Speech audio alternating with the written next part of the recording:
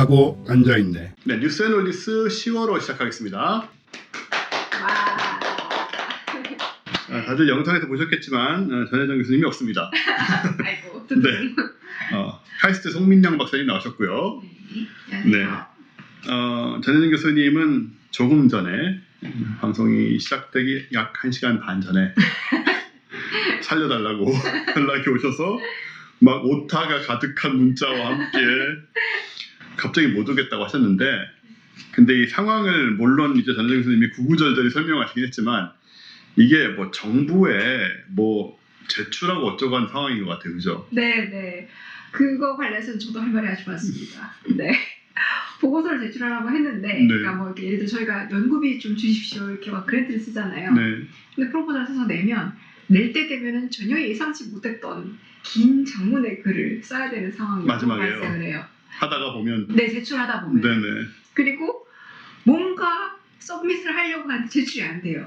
뭔가 행정적으로 뭐가 틀렸대요. 근데 제가 뭐 그걸 그렇게 알 수가 있나요? 뭐 틀렸는지 모르는 상태에서 데드라인을 당하고 있고 시정 소리도 크게 들리고 해결이 안 되고 제출을 못하고 이런 상황이 되게 흔하게 일어납니다. 좀 그 상황인 것 같죠? 네. 이게 이분이 뭐 멀지도 않고 웬만하면 안 오실 분은 아닌데 그 데드라인은 정해져 있는 상황과 제출을 해야 되는데 뭐가 문제인지 모르겠는 그렇죠. 상황과 네. 솔직히 저 같아도 그걸 밀어놓고 여기 와서 룰을 하다가 갈 수는 없다 그렇죠. 라는 생각이 들어서 네, 이렇게 전혜정 교수님 아무튼 본인의 여러 가지 문제로 인해서 나오지 못하게 되셨고요. 그래서 저와 송민영 박사님 둘이 하게 됐습니다. 네. 일단 오늘 원래 전혜정 교수님 분량을 우리가 조금이라도 채워야 되기 때문에 급조한 내용들이 좀 있는데 이건 사실 급조한 내용이긴 하지만 할 만한 얘기, 그리고 특히 아무래도 조금이라도 생물학적인 걸 다루는 분야가 이 뉴스앤올디스이기 때문에 여기서 말하는 건 맞는 것 같은데, 우리 제인 구달 박사님이 돌아가셨잖아요, 얼마 전에. 그렇죠. 네. 네, 뭐 연세에는 굉장히 많으셨고 돌아가셨는데, 그래서 지금 제 페이스북 타임라인에는 심지어 제인 구달 박사님과 안면이 있는 사람도 있기 때문에 네, 한국 오셨을 때 뭐 같이 안내하고 그랬던 분들, 뭐 여러분 저희 옛날에 많이 나오셨던 그 장대익 교수님 같은 경우에 실제로 한국 오셨을 때 네, 뵀을 것 같아요. 네네, 그 진화학자시니까 뭐 그런 여러 가지 소회가 올라오고 있습니다만은 제인 구달 박사님이 돌아가신 겸해서 뭘 어떤 침팬지밖에 모르는 경우가 많기 때문에 제인 구달 침팬지 끝. 근데 뭐 관심 없는 분들은 뭐 당연한 얘기인데요. 일단 제인 구달 선생님 박사님은 굉장히 특이한 이력을 가지신 분인데 처음부터 뭐 학위를 따고 연구를 시작한 분이 아니라는 거. 제가 얼핏 듣기로는 공부를 하려고 해도 뭐 그때 그 당시 성차별 이런 게 있어서 그런 게 진입을 있었죠. 못 하셨다고 네네. 들었거든요. 네. 그래서 거의 그냥 맨땅 헤딩으로 시작하시는 분이세요. 물론 나중에 박사학위를 따게 되는데 네. 원래 좀 동물을 좋아하긴 하셨겠죠, 이런 분들은. 얘기 들어보니까 어렸을 때 34년도 태어났으니까 지금 이제 90세 넘으신 거잖아요, 그죠? 네. 6살 때 무렵에 2차 세계대전 때도 닭장 안에서 암탉이 알을 낳는 광경을 지켜보다가 가족들이 실종된 줄 알고 찾아다니는 이런 아이였다고 합니다. 얼마나 오랫동안 가만히 조용히 지켜보고 있었어요. 그러니까요. 네. 그리고 이제 이런 벌써 싹수가 네. 이런 애들이 이런 거 하는 거죠. 그렇죠. 네. 그렇게 시작이 되는데 동물에 많이 관심을 갖고 어쩌고 했지만 말씀하신 대로 별 기회가 없다가 이제 23살 되는 57년도에 케냐에 소개를 받아 가게 되는데 이게 이제 영국하고 케냐가 왜 연결이 자주 되냐면 식민지 여건이와 실제로 케냐에 가서 영국인으로 가서 케냐에서 태어난 사람이 많습니다. 네, 많고 그중에 유명한 사람도 있고요. 네. 그리고 이 사람들은 또 자기 정체성을 케냐인이라고 생각하는 그런 경우들도 많이 있고, 그 중에 유명한 사람이 누구냐 하면 고인류학자인 루이스 리키라는 사람인데 네. 제가 좀 이 분야는 좀 알아요. 옛날에 관심이 많아가지고 좀 봤던 적이 있어요. 예. 이 루이스 리키라는 분은 케냐의 자리를 잡고 네. 부인하고 리차드 리키라는 또 아들도 낳게 되고요. 왠지 이름 들어본 이름 같아요. 굉장히 유명한 집안입니다. 아, 네. 그 사람 해골 발견하는 걸로는 그 리키 집안은 예. 아주 뭐 명문 집안이죠.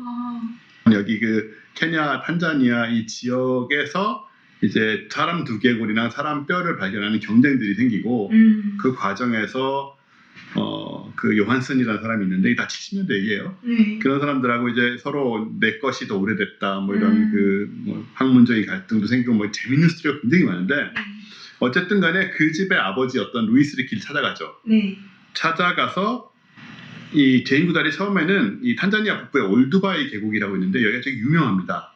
두 계곡을 발견되는 것으로. 네. 올드바이 협곡으로 화석 탐사 여행에 같이 그냥 간 거예요. 그때는. 동물이 아니라 그때는 화석이었고. 네네. 뭐 이 루이스 리키 하는 게 그 일이니까 같이 갔는데 그러면서 이제 그 국립공원인데 다니게 되니까 그 과정에서 침팬지를 보게 되고 더 침팬지 연구를 해야겠다. 화석 이런 게 아니고는 네. 그런 식으로 생각이 바뀌신 거예요. 네. 그게 사실은 이 루이스 리키 리키즈만하고 연결되는 게 저는 굉장히 흥미로웠고 사실은 다른 분야인데 저도 완전 새로운 정보예요. 근데 네. 화석 관련된 집안인데 이 집안은 그쵸. 완전히 그렇게 시작을 하셔서 이제 20대 초반 그때 뭐 박사학위 이런 게 있던 것도 아니고 그냥 맨땅 헤딩 가신 거예요 진짜로. 이 지역에서 그냥 시작하신 거죠 바로. 사실 지금 케냐에 가서 뭔가를 시작한다고 제가 생각한다고 해도 정말 되게 막연한데 위험하고요. 네 아무리 그 시절에 케냐 태어난 사람들이 많았다고 한들 그러니까요. 네. 이 케냐 탄자니아 붙어 있으니까 실제로 시작을 한 곳은 탄자니아의 곰베 국립공원이라고. 네. 아 그래도 국립공원에서 시작을 하셨군요. 완전 네. 야생은 아니고. 네네. 그래도 말이 국립공원이지 뭐 어마어마하게 크고 뭐 관리가 됐겠습니까 그 시절에. 이름만 국립공원이었을 것 같고 여기서 이제 침팬지 군락을 발견을 하고 침팬지 연구를 이제 그때 시작을 하신 거고요. 네. 근데 이분의 가장 큰 업적은 무엇이냐? 침팬지, 보노보, 인간이 고릴라나 오랑우탄보다 서로 더 가까운 친척 관계라는 걸 확인한 겁니다. 그러니까 우리랑 침팬지와 고릴라보다 더 가까워요. 네, 사실 우리랑 제일 가까운 유인원이 침팬지라는 사실은 알려져 있었는데 네네. 그걸 발견하신 분이 이제 그렇고요. 네. 여기 보통 어떻게 생각을 했냐면 침팬지, 보노보, 고릴라, 오랑우탄이 이제 네. 에이프잖아요. 그 네. 유인원이고 그리고 사람이라고 생각을 한 거예요. 그러니까 얘네가 다 넷이 제일 가깝고 침팬지, 보노보, 고릴라, 오랑우탄이 굉장히 가까우고 사람은 별개다라고 생각했는데 네. 연구를 하다 보니까 사람, 침팬지, 보노보가 엮이는 거고 네. 고릴라, 오랑우탄이 엮이는 거더라고요. 네, 완전 새롭네요. 경계선을 새로 그은 네, 거죠. 네. 근데 이분은 생태 연구를 하셨잖아요. 네. 생태만으로 그게 발견이 되나요? 유전자 지도를 본 게 아니라? 뭐 생태 연구를 하다가 이제 연결이 됐겠죠. 아. 사실 유전자 관련된 연구는 뭐 50년대 시작이 돼서 그 이후에 발전하기 시작했으니까 이분이 생태적으로 발견한 것과 그 유전자적인 연구가 막 결합이 돼서 증명이 되는 그런 과정들이 있었다고 보여지고요.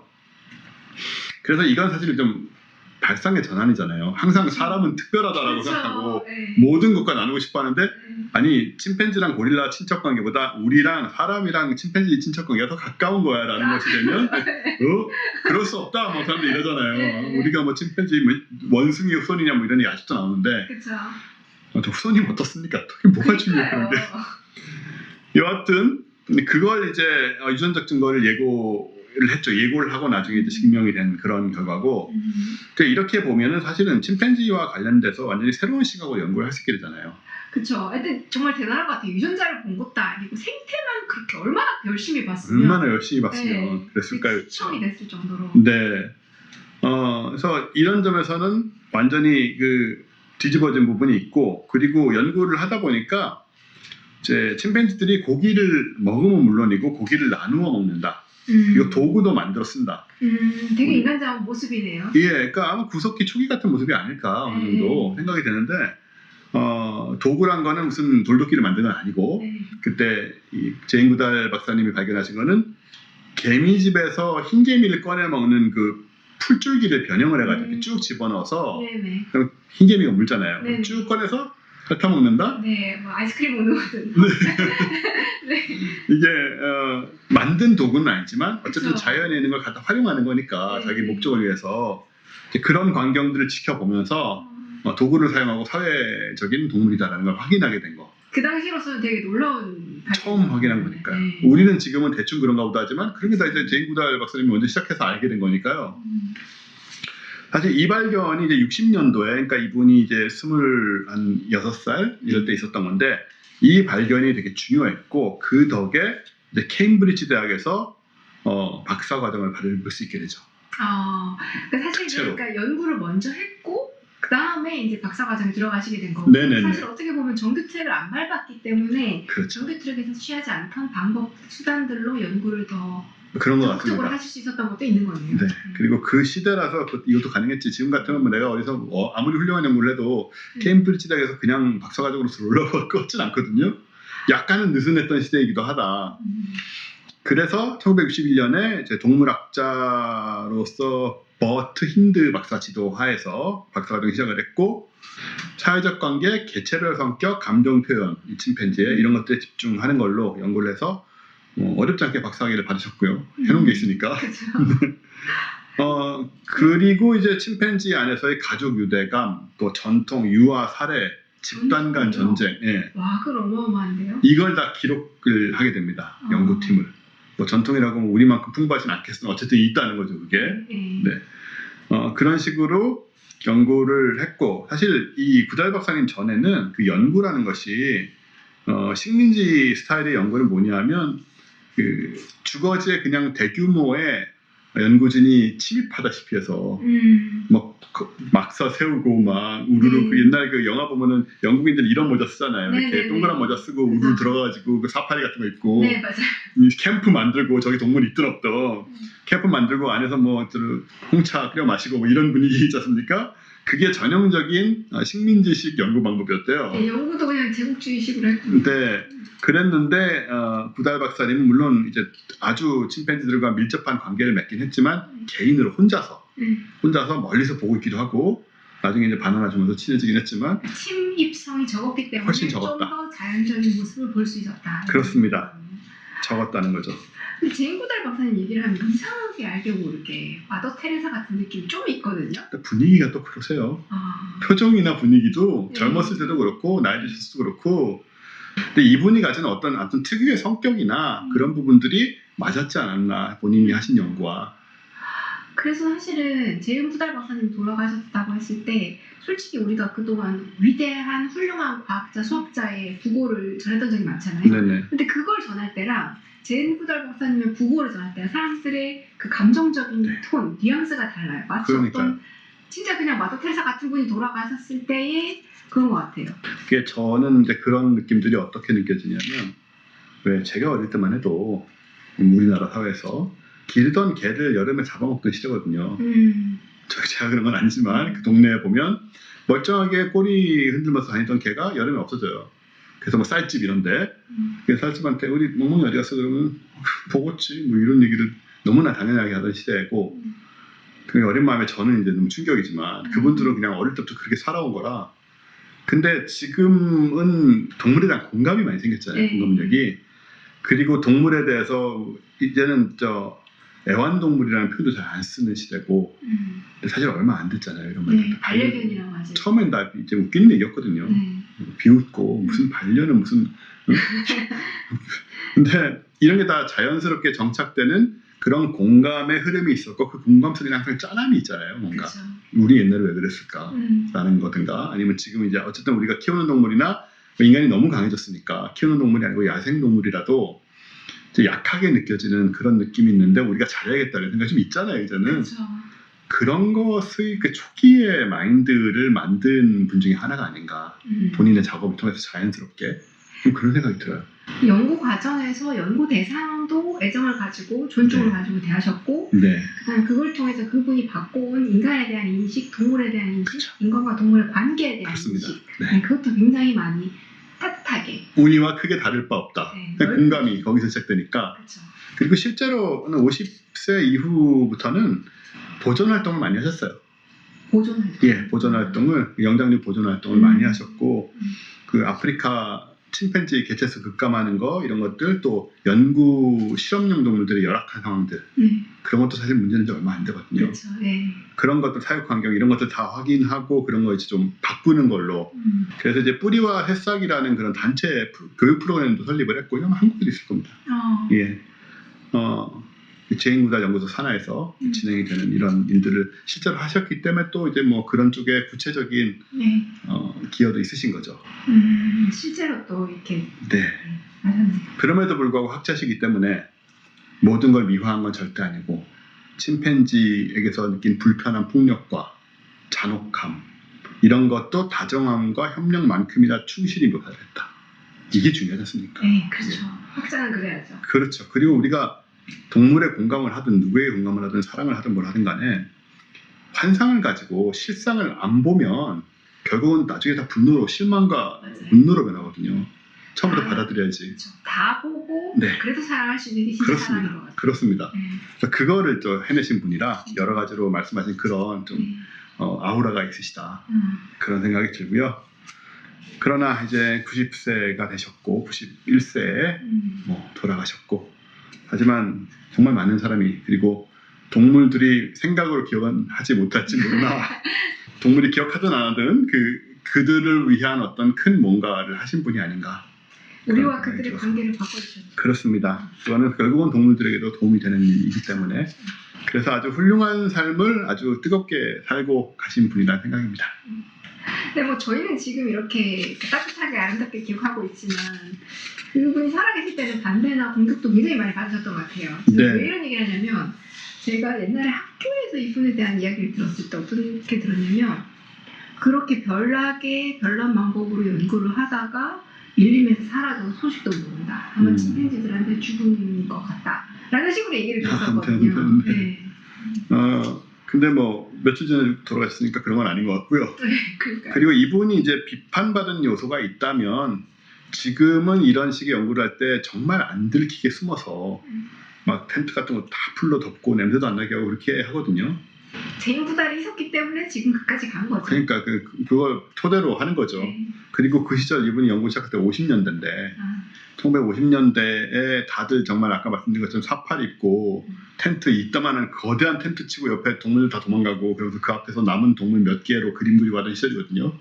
그렇게 연구하던 시절에 혼자 들어가셔서 그 시절에 여성분이 정글에 혼자 들어가셔서 이걸 해내시고 뭐 그랬다는 것을 지금의 관점에서 그거를 자꾸 그죠. 보려고 하면 안 된다.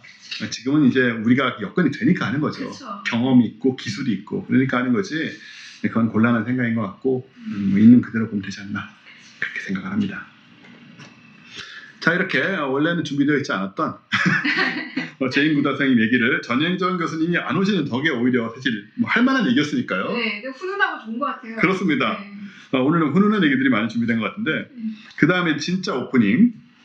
일단 우리가 지난달에는 오로라 여행 때문에 이 뉴스노트가 없었잖아요. 네. 그래서 오로라 여행은 일단은 못 가신 건 참 유감스럽게 생각하고 아쉽게 생각하고요. 엄청 좋았다면서요. 장난 아니었죠. 네, 참. 근데 저희가 방송에서 앞에서도 오로라 여행 얘기를 몇 번이나 했기 때문에 여기서 또다시 뭐 얼마나 좋았나를 주장하는 거는 조금 죄송한 얘기고 여하튼 날씨도 완벽했고 오로라도 완벽하게 많이 봤고 굉장히 좋았다는 거. 저희는 앞으로 저희 회사는 아예 이제 여행사 등록을 해버렸거든요. 여행을 자꾸 하다 보니까 네. 공식 여행사가 됐습니다. 네. 그래서 앞으로 아마 지금까지 1년에 한 번만 했지만 더 많은 여행을 하게 될 것 같다. 제가 오로라에는 그렇게까지 큰 관심은 없지만 그것도 전생에 이제 복을 많이 지어야 이제 날씨도 따라주고 그렇죠. 그래서 올해는 맡기지 않겠지만 저 내년에 그 계기일식은 네. 꼭 보고 싶습니다. 저희가 뭐 아직 여러분한테 그래서 뭐 계기일식을 등록하세요 이런 말을 할 단계는 아니고요. 하지만 8월 12일, 2026년 8월 12일에 스페인 북부에 계기일식이 있는데 사실은 저 계기일식을 벌써 이제 2번이나 갔기 때문에 안 가려고 했었어요. 그 장엄함이 다르다고 하던데요. 계기일식은. 그래서 저도 2번이나 갔는데 뭐 가나 그리고 사람들 가려나 했는데 내용을 보니까 그때는 이제 스페인 쪽 이런 데는 해가 되게 늦게 지잖아요. 네. 계기일식 시간이 밤 8시가 넘는 시간인데 딱 석양으로 해가 넘어가기 좀 전에 계기일식이 시작이 되는 거예요. 네. 그 말은 뭐냐면 일단 해가 넘어갈 때는 해가 굉장히 커 보이지 않습니까? 그렇죠. 그 큰 해가 다 가려지는 느낌이고 네. 그 다음에 그 직전에 석양이랑 붉은 노을이 지잖아요. 네. 그 노을이 계기일식으로 가려지면서 안에 붉은 태양의 그 색깔이 검게 변한데 옆에서 붉은 노을이 이글거리는 아무튼 형용할 수 없는 장관이라고 합니다. 그것도 또한 그래서 또 가야 되지 않나. 네, 그거는 아무 안 되죠. 네. 네, 그래서 지금 생각을 하고 있고 준비를 하고 있으니까 저희가 네, 꼭 적금을 들어놓고 기다리겠습니다. 저희가 일정이 구체적으로 잡히면 그때 다시 한번 얘기 드리는 걸로 하고 날씨가 덥고 해서 좀 힘들 때긴 한데 아유, 괜찮습니다. 네, 웬만하면 좀 가려고 그리고 네. 가는 김에 스페인 뭐 바르셀로나도 가보고 그 유명한 아람브라 궁전도 가보고 이런 생각하고 있거든요. 그리고 기왕 이렇게 된 거 뭐 우리 과학 커뮤니케이션도 돈도 안 벌리고요. 여행서 등록됐으니까 과학이랑 상관없는 여행 좀 해버릴까. 뭐, 아니면 과학의 정말 명분만 이렇게 숟가락만 얹은 그런 생각도 하고 있으니 네, 여러분 제 여행 좋아하시는 분들은 특히 여행 저희랑 같이 갔다 오시면서 만족도가 높으신 분들은 항상 무슨 얘기가 나오는지 좀 보시면 좋겠습니다. 자, 그리고 오프닝 진짜 오프닝입니다. 이제 네. 시간이 좀 꽤 뭐 잡담으로 많이 지난 것 같은데 여하튼 파킨슨병 치료 새길이 열렸다고 국내 연구진이 그것도 그런 뉴스가 떠서 이거는 또 뇌에 관련된 거니까 설명드리고 또 질문을 좀 드리려고 갖고 왔거든요. 연세대 김동욱 교수님이 배아 줄기 세포 치료제 임상 결과를 셀지에 발표를 했는데 셀지면 또 이쪽에서 또 네이처 사이언스 같은 그런 거잖아요. 그렇죠? 지금까지 이런 얘기가 나오면 뭐 치료된다고 하는데 언제 된다는 거냐, 옛날에 나왔다는 그 약은 어디 갔냐 이런 생각이 자꾸 드는 거거든요. 근데 이번에 좀 달라 보이는 게요. 파킨슨병으로 지휘봉을 놔야 했던 전직 오케스트라 지휘자가 다시 지휘를 할 수 있게 됐고 운동신경이 많이 필요한 직업이네요. 네. 그리고 걷기조차 힘들었던 환자가 탁구와 배드민턴을 한다? 탁구 많이 뛰어야 되고 그리고 탁구 같은 경우는 굉장히 정밀한 동작이 요구되잖아요. 네. 그리고 넘어져서 외출을 꺼리는 환자가 친구들과 동네 축제를 하고 뭐 이런 얘기들이 나온 거예요. 이건 진짜 되는가 보다. SF 같은 이야기인데요. 네네. 옛날에 그 어웨이크닝이라는 영화 있었는데 그 로버트 드니로가 나왔던 것 같은데 이거 파킨슨병은 아니지만은 이제 완전히 그 굳어버린 그 책 기반으로 나온 책 기반일 거예요. 네네네.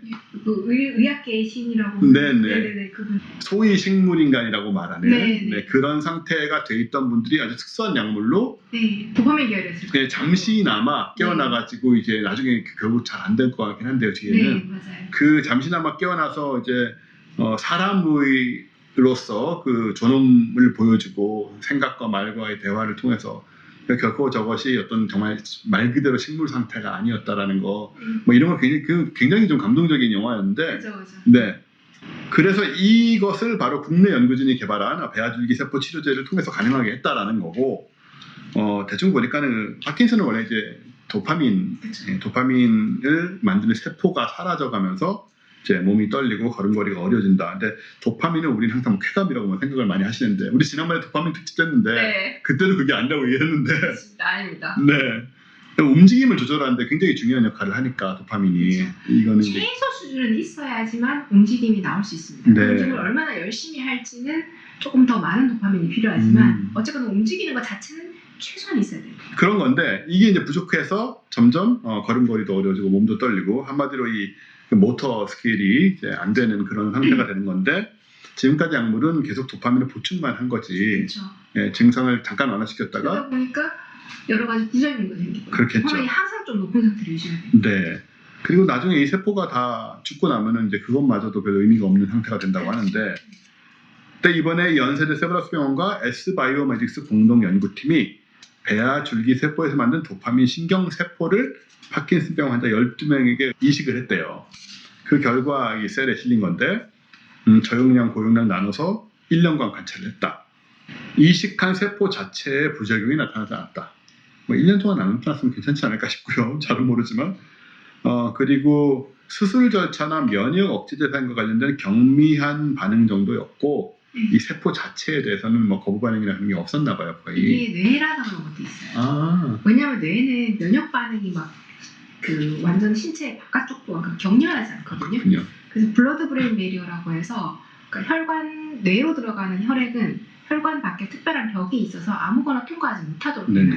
그러니까 몇 가지 보호 장치들이 있기 때문에 기본적으로 면역 반응이 좀 약하기 때문에 그러니까 지금 여기 있는 배아줄기 세포가 그 환자의 배아줄기 세포가 아니거든요.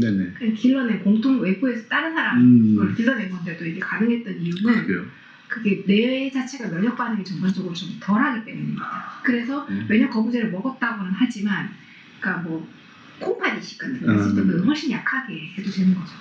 야, 그 뇌에 또 그런 장점이 있네요. 네. 뭐 모든 게 어려운 게 뇌 같은데도 또. 네. 또 오히려 또 이제 면역 이런 게 반응이 좀 더 순하다 보니까. 네. 모든 환자가 개선이 됐고 특히 고용량 투여군은 파킨슨병 심각도를 나타내는 게 호연냐 척도라고 하더라고요. 전 43.1%나 호전이 됐고 네. 시위를 할 수 있다면서요. 이렇게 어땠어요? 그분은 많이 나으신 것 같아요. 그렇죠? 이 호연냐 척도라고 보니까 증상이 한쪽 팔다리에만 나타나는 게 1단계고 독립보행이 불가능해서 휠체어에 앉아야 되는 게 5단계라고 합니다. 예, 국제표준지표인데 그리고 걷다가 갑자기 파킨슨병 환자들은 보행이 멈춘대요. 걸음이. 이게 선대요. 다리가. 보행 동결이라고 하는데 그거는 이제 고용량 투여군 6명 전원에서 개선이 돼서 사라졌다. 그러니까 뭐 사실 환자들 입장에서는 이거는 뭐 그쵸. 세상이 다시 다시 된 태어나는 거죠. 그런 느낌이잖아요. 그래서 이분 얘기는 그 뇌 도파민 세포 70%가 죽이면 증상이 나타나는데 기존 약물 치료는 남은 30%의 세포는 계속 죽어가는 상태에서 그냥 도파민만 막 붙는 상황인데 결국 다 죽고 나면은 이제 안 된다는 얘기인데 그럼 이제 일반인들이 이런 거를 말씀하신 대로 자기 주기세포조차 아니고 남의 걸 가지고 이걸 그럼 의약품으로 만들어 쓸 수 있는 게 되는 거 그림인가요? 그게 사실은 포인트예요. 그게 뭐냐면 일단 그 도파민 신경 구조를 좀 잠깐 먼저 말씀을 드리면 요 귀 이렇게 안쪽으로 중뇌라고 하는 네네. 뇌 중간 쪽에 중뇌라고 하는 부분에 도파민 신경세포의 몸체가 있고요. 얘들이 기다란 가지를 뻗어서 움직임을 조절하는 데 중요한 부분인 줄무늬 세포의 가장자리, 등쪽 가장자리 부분으로 보냅니다. 네. 요 두 개 사이의 거리가 5에서 6cm 정도 돼요. 자, 그러면 나이가 이제 많으신 분들한테 신경세포를 외부에서 중뇌에 집어넣으면 이까지 가지가 자랄 수 있을까요? 없을까요? 어렵겠네요. 그죠. 5, 네. 6cm 떨어진 데까지 못 자라요. 네네. 가도 거기까지 가도 시냅스를 형성하지 않습니다. 아, 그래서 기존에 이제 줄무늬체의 등쪽 바깥쪽 부분에 그냥 원래 도파민 신경세포가 거기 있는 건 아닌데 네네. 거기다가 바로 집어넣어 버려요. 거기다 집어넣었더니 훨씬 효과가 좋더라는 것까지는 아직 밝혀져 있었고 네네. 그러면 이 논문에 나오기 전에 뭐가 안 돼 있었냐면 이 그 배아주기 세포의 제일 큰 문제가 뭐냐면 얘는 발달하는 애잖아요. 네네. 그러니까 원래는 한 개의 난자와 수정란이 많아서 만든 딱 한 개의 세포가 여러 가지 종류로 변해간단 말이에요. 그래서 까딱 잘못해서 얘가 도파민 세포가 아닌 다른 세포로 발달하거나 아. 혹은 암세포로 발달하거나 우. 곤란하단 말이에요. 그래서 도파민 세포만으로 잘 발달할 수 있게 요 전구체로 잘 발달할 수 있게 해주는 거를 컨트롤하는 게 1번. 그 다음에 반 다음에 그래도 혹시 이상한 애들이 있으면 걸러내는 그게 2번. 요 두 개가 된 다음에 넣었더니 1년 동안 지나도 이상한 세포로 자란 것 같지도 않고 도파민 분비 정상적으로 됐고 면역 거부반응 없더라. 요게 확인. 그래서 요 앞에 요 1번, 2번이 좀 그러니까 이 논문에 좀 더 중요한 기여에 그렇군요. 해당했던 것인 셈이죠. 네. 이제 일반 독자들한테는 이제 못 움직이던 사람들이 막 오케스트라 지휘를 해 이런 게 또 좀 더 인상적이다 보니까 이 부분이 빠지게 됐는데 제가 논문을 보기로는 그런 기여가 더 중요했었습니다. 그렇군요. 네네. 근데 이거 정말 뭐 암세포도 만드니까요. 그죠. 꼭 때려다 훅 붙이는 거죠, 완전히. 네, 배아주기 세포 연구가 항상 그게 좀 문제예요. 그렇군요. 네. 그런 문제들을 이제 어느 정도 해결한 것 같이 보이고 네. 파킨슨병 환자들이 그렇게 많은지 몰랐는데 나이가 들면서 뭐 페이스북에 제 또래는 별로 없지만 좀 저보다 좀 나이 많으신 선배들 보면은 주변에 뭐 친척 중에 파킨슨병이고 뭐 자기가 파킨슨병이고 이런 분들이 이렇게 보이는 거예요. 생각보다. 사실 저희 아버지도 옛날에 제 나이 저보다 조금 더 많았을 때 파킨슨병이 아닌가 의심받은 적이 있었어요. 근데 네네. 그건 아니었고 다행히. 네. 근데 파킨슨병이 여하튼 옛날에는 저 같은 경우에는 그 마이클 제이 폭스 배우가 걸렸다 뭐 이런 정도로 이제 멀리 있는 누군가 걸리는 병이라 생각했는데 생각보다는 흔히 보이더라. 그래도 뭐 암 환자 같이 많지는 않겠지만요. 네. 그리고 난치병 대표적인 난치병이니까 이런 약들이 이제 하나하나 만들어지면서 그러면 훨씬 좋죠. 네. 그리고 사실 파킨슨병이 어느 정도 여기 기사에도 나오긴 하는데 도파민 신경세포가 적어도 60%, 한 70% 이상은 없어져야 증상이 눈에 띌 정도로 드러나거든요. 네. 근데 그 정도 돼야 보인다는 이야기는 파킨슨병까지는 안 갔지만 연세가 많으시면서 도파민 세포가 막 30%, 20% 주신 분들은 훨씬 더 많을 수 있지 않을까라는 생각이 들어요. 그렇겠네요. 그러다 보니까 이제 나이 드신 분이 동작도 조금 더뎌지고 네. 뭐 그러니까 운전 같은 거 할 때 좀 힘들다거나 위험한 거 피하거나 힘들다는 그런 문제가 있는데 만일에 이 기술이 좀 더 보편화가 되면 나이가 먹어도 운동신경의 감소력을 좀 줄일 수 있지 않을까 하는 기대도 좀 해봅니다. 파킨슨병이 아니더라도. 아니더라도. 네. 그리고 이거 그럼 여기서 도파민이 이렇게 줄어든 거는 그 정신적인 면에 영향을 미치나요? 영향을 미칩니다. 실제로. 역시 좀 우울해지고 좀 그렇게 될까요? 그러니까 파킨슨병 정도로 못 움직이게 되면 우울해지는 건 사실 당연한 거고요. 그거는 그것 때문에 당연한 거고 도파민이 제가 저번 도파민 특집할 때 강화학습에 되게 여러 가지 측면에 영향을 준다 그랬는데 네네. 그 여러 측면이 사실 우리의 삶이에요. 내가 언제 동기부여를 느끼고 언제 그러니까 뭔가 더 좋은 일이라고 느끼고 더 열심히 하고 이런 게 다 우리 삶이기 때문에 네. 영향을 안 미칠 수가 없습니다. 그렇겠죠. 네, 뭐가 더 좋고 뭐가 나쁜 게 있고 그리고 사실 이게 여기엔 안 나와 있는데 그 엘도파라고 하는 약을 전통적으로 도파민 수치 높이는 데 썼거든요. 파킨슨병 환자들한테. 네. 근데 그렇게 되면 도파민 수치가 높아지니까 어떻게 되냐면 이분들이 약간 좀 그 도파민이 과도하게 높아진 상태랑 비슷한 게 돼요. 도박 중독을 조금 더 경향성이 높아지게 되고요. 그러니까 뭔가 이제 중독에 되게 아이고, 좀 참나. 쉬워지고 좀 이렇게 위험 추구, 리스크 시킹한 경향이 좀 커지게 되고 이런 부작용들이 있었어요. 쉽지 않네요. 네, 그러니까 실제로 이렇게 도파민이 그 사람의 행동이나 심리에 이런 거 영향을 주기 때문에 저런 치료 방법이 나와서 잘 쓰게 되면 좋죠. 네. 여하튼 우리는 나이 들어서 고생은 좀 덜하지 않을까 생각은 많이 듭니다. 뭐 오래 살고 영생까지 안 하더라도 사는 동안에는 좀 병들도 좀 피해갈 수 있고. 뭐 꾸준히 돈도 벌어놔야 되고 국민 네. 의료보험도 잘 지켜야 되겠지만. 예. 네.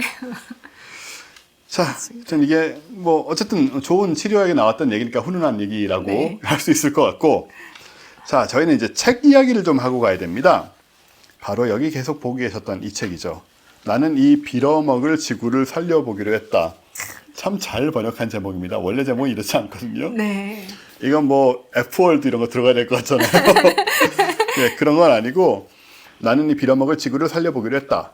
지구의 마지막 세대가 아니라 최초의 지속 가능한 세대가 되기 위해. 멋있네요. 예. 부제가 더 멋있습니다. 네. 빌 게이츠 강력 추천. 이런 건 반드시 한마디 언급을 해줘야 되고. 책도 두께 있고 상당히 흥미로운 책인데 네. 왜 흥미롭느냐? 일단 원제를 보자면 원제는 Not the end of the world, how we 번역제목 can 훨씬 be 낫네요. 예, 세상의 끝이 아니야. 네. How we can be the first generation to build a sustainable planet. 그러니까 이거는 사실 그 부제랑 거의 같죠. 네, 부제는 그대로고. 네, 그대로죠. 자, 그럼 어떻게 살려내기로 한 거냐? 전반적인 내용은 어떤 내용이냐면 저자이신 헤나 리치 박사님이 옥스퍼드 대학교 마틴 스쿨의 수석 연구원이고 전 세계 환경 데이터를 수집하고 분석하는 Our World in Data의 부편집장입니다. 아, 그 코로나 때 많이 봤던 것 같아요. Our World in Data. 네네. 네. 그러니까 모든 데이터들을 수집을 해서 그 데이터를 중심으로 이제 판단을 하려는 그런 굉장히 객관적인 시각을 가진 그런 쪽의 분이고요. 에든버러 대학에서 환경과학 전공했고 2018년에 세계 식량 시스템에 대한 연구로 박사학위를 받았으니까 박사학위는 받으신 지 얼마 안 되셨네요. 네. 그리고 말씀하신 대로 코로나19 팬데믹 시기에 코로나19 정보 대시보드를 구축하신 분들이 바로 예. 정말 중요한 역할을 했던 정말 대시보드죠. 예, 우리도 네. 뭐 수시로 가서 봤던 네. 그거죠. 이 책의 철학은 뭐냐면 이게 좀 상당히 중요한 부분인데 기후 위기에 대한 막연한 비관도 하지 말고 그렇다고 또 그런 건 없어 이런 식으로 나가지도 말고 데이터 전문가이자 과학자로서 저자가 구체적인 통계를 바탕으로 가장 구체적이고 현실적인 대응을 하자. 이게 철학입니다. 데이터가 있다. 그쵸. 여기에 대해서 너무 비관해서 우리 다 끝났어 정말 not the end of the world 그러잖아요. 그건 해석이죠. 예, 세상 끝났으니까 우린 뭐 이런 살아서 뭐해 이런 식으로 가는데 이게 이렇게 극단적이지 않더라도 일부 환경론자들도 너무 비관적이라는 거죠. 그렇죠. 그런 있을 수 있잖아요. 그리고 너무 낙관하는 사람들은 뭐 미국 대통령처럼 그런 건 없다라고 얘기하고 괜찮아, 아이고 뭐 대충 살면 돼 뭐 이렇게 얘기하시는 분들이 있을 텐데. 그거 둘 다 틀렸다는 것이고 데이터가 말하는 것들이 있으니까 데이터를 보고 통계를 보고 가자. 사실을 외면하지도 말고 네. 무서워하지도 말고 사실을 그대로. 네. 그리고 기본적으로 그러면서 이분 하시는 말씀은 극복할 수 있다라는 얘기를 또 하십니다. 이 현실적 낙관론이라고 할 수 있는데 이게 사실은 요즘 뭐 그 진화 심리학자인 스티븐 핑커라든가 이런 분들이 좀 비슷한 관점을 갖고 계시거든요. 어렵다, 문제 많지만 이거 우리가 해결할 수 있는 범주 내에 있는 거니까 열심히 하면 돼라는 그런 말씀들을 하시는 분이에요. 그래서 이제 또 훈훈한 쪽으로 이것도 얘기할 수 있는데 챕터들을 간단히 보면요. 네. 일단 7가지 환경 문제의 실태를 분석을 하고 이제 이야기를 하고 있습니다. 챕터를 나눠서. 네. 사실 우리가 이렇게 환경 문제라고 하면 막연하게 한 가지만 알지 7가지로 그렇죠. 네, 분석하자고 하면 뭐지? 바로 안 떠오르는데요. 그러니까요. 네. 그래서 이분이 이제 뭡니까, 데이터랑 7가지가? 통계를 하시는 분이라서 이게 네. 딱 있는 것 같아요. 우리는 일단 요즘 사실 우리는 환경 문제 나오면 기후밖에 생각을 안 하고 그죠. 딴 건 또 그냥 그게 중요하지 무엇이 중요한다 뭐 이런 분위기가 있잖아요. 근데 이분은 그렇지 않고 하나하나 다 얘기를 하는데 1장 챕터 1은 지속 가능한 최초의 시대. 이분의 이 관점이 좀 흥미로운데 우린 좀 지속 가능하지 않은 세계에 대한 우려를 많이 하는데 실제로 지속 가능함이 무엇인가라는 걸 재정의를 하고 있습니다. 멋있네요. 아주 필요하잖아요, 이런 체계적인 사실은. 접근 좋습니다. 네, 우리도 지금 사실 습관적으로 쓰는 말이라서 네, 네, 맞아요. 아주 이렇게 좋아요. 말씀하세요. 지속 가능성은 현 세대의 요구를 충족하는 것과 미래 세대가 지구를 훼손하지 않고 번영하는 두 가지 측면을 갖고 있다. 라고 하고 네. 이분의 포인트는 이 세상은 방금의 관점에서 볼 때 단 한 번도 지속 가능한 적이 없었다. 이 세계는. 예, 지속해 왔지만 그것이 건강한 지속 가능성이 아니고 겨우 버텨온 거죠, 그냥. 왜냐하면 역사적으로 항상 유아 사망률은 엄청나게 높았고 네. 질병은 늘 만연해 있었고 따라서 단 한 번도 당대 세대의 요구를 충족시키는 삶을 만들어 본 적이 없다, 인류가. 이런 의미에서죠. 네네. 그럼 맞는 지금은 얘기잖아요. 당대 요구는 웬만큼 충족했다. 그렇죠. 그러나 미래 세대는 아직 안 된다. 네. 그러니까 지금 보면 그때와 달리 유아 사망률 많이 감소했고 문해율 증가했고 절대 빈곤율도 옛날하고는 비교할 수 없을 만큼 감소한 건 맞잖아요. 네. 또 인간 복지 지표에서 엄청난 진보가 있었기 때문에 이것을 이제 우리가 당대에서 해결을 하고 있는 상황이고 처음으로 그리고 이제 환경적 지속 가능성이라는 나머지 절반 미래를 위한 그 과제를 해결해야 되는 상황인 것이지 우리가 과거에 비해서 더 지속 가능하지 않은 세상을 만들고 지구를 다 망쳐놨느냐 그렇게만 생각하지 말자라는 것인데 눈여겨볼 부분이 있다고 생각합니다. 물론 여기에 대해서 구체적으로 뭐 찬반이 있을 수 있겠지만 어쨌거나 최초로 그거를 거론하기 시작한 시대이긴 하겠죠. 그전에 그럴 능력도 없었잖아요. 지금 네. 무슨 지속 가능성이 그런 말 자체가 지금 오늘 당장 하루 살아남는 게 문제지 뭐 지속은 무슨 네. 그래서 이분은 지금이야말로 우리가 지속 가능성을 달성하는 첫 번째 세대가 될 기회다. 이 기회를 잡자. 이렇게 얘기를 하는 게 1장이고요. 그리고 2장은 대기오염. 우리 요즘 대기오염 별 얘기도 안 하는데 네. 한 번씩 이제 봄에 그 미세먼지 나올 때만 얘기를 하는 경향이 좀 있죠. 그렇죠. 근데 저희 교과서에서만 해도 저 중학교 때 배웠던 것 같아요. 스모그가 심해서 영국에서 네. 네네. 그 런던 스모그가 되게 악명 높았고 그것 때문에 뭐 사람도 죽었다 뭐 이런 네. 얘기를 했던 것 같아요. 그 얘기가 나오는데요. 네. 대기 오염이 우리는 또 계속 심해진다라는 그 묘한 느낌을 갖고 있는데 그렇지 않다라는 얘기를 또 하십니다. 데이터를 통해서. 물론 심각하죠. 여전히 네. 심각하지만 이분은 이런 게 이제 이분 재밌는 얘기인데 대기 오염은 인류가 불을 발견한 때부터 시작된 거다. 그러니까 그러네요. 말 되네요. 뭐든지 태우면 대기 오염이 되는데 그 불 피우는 주변에 있는 사람들한테 굉장히 심각했을 거다 항상. 그렇죠. 그리고 그 당시 사람들이란 거는 촌락을 모여 사는데 항상 뭔가 피우고 있지 않았겠어요? 뭐 네네네. 추워서 피우고 고기 구우려고 피우고 그죠. 거기다 둘러앉아서 뭐 나눠 먹고 네. 얘기하고 했을 거 아니에요. 온갖 재 일산화탄소 다 마시고 있었다는 거죠.